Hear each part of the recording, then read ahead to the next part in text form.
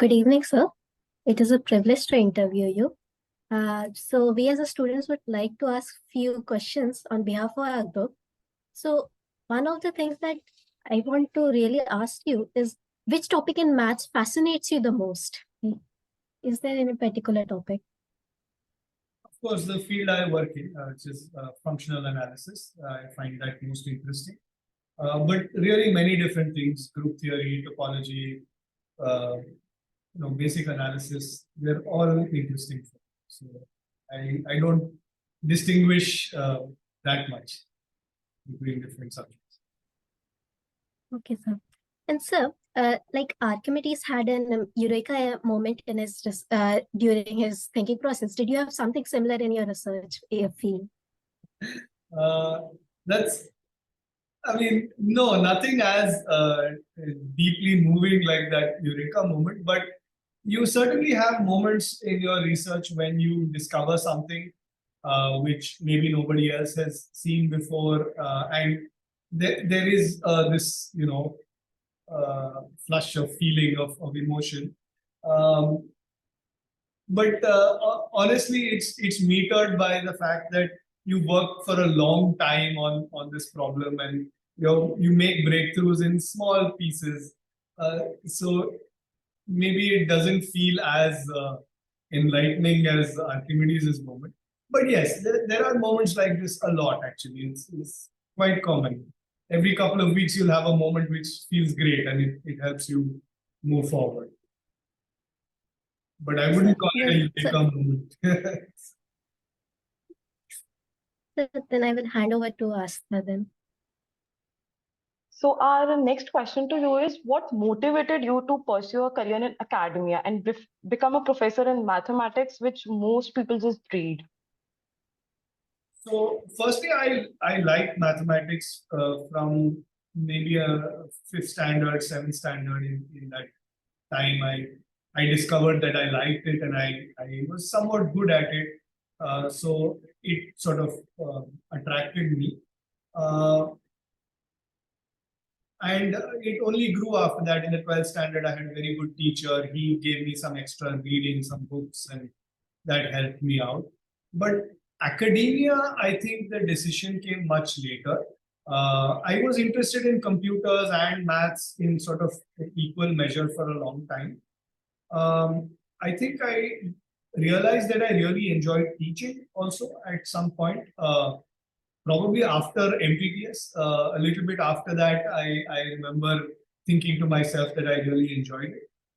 And when I started my PhD, I was teaching more regularly.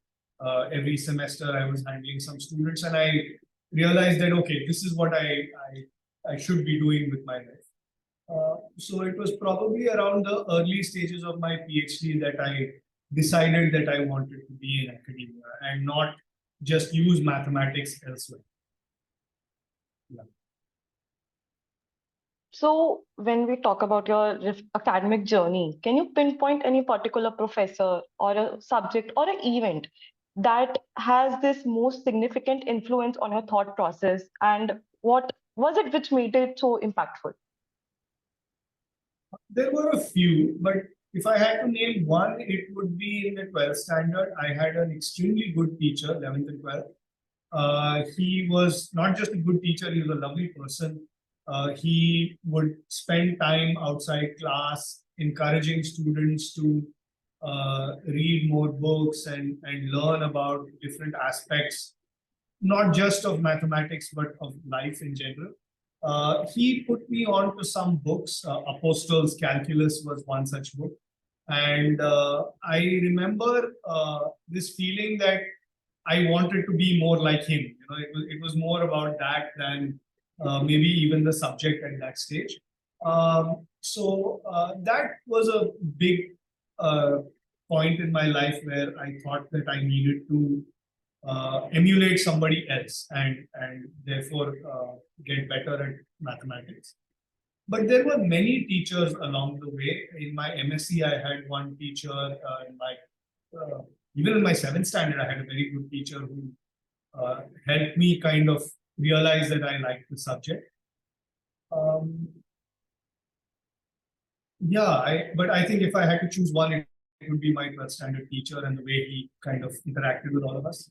That was a big moment. Over to you, Bhumika.